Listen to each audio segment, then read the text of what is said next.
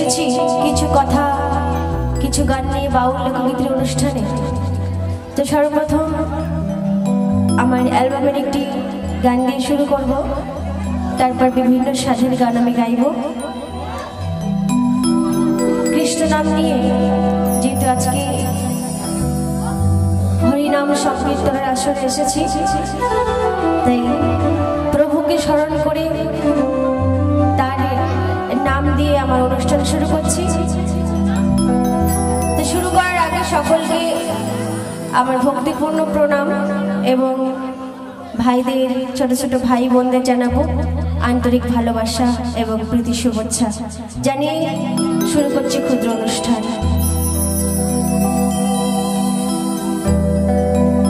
Hare Krishna Hare Ram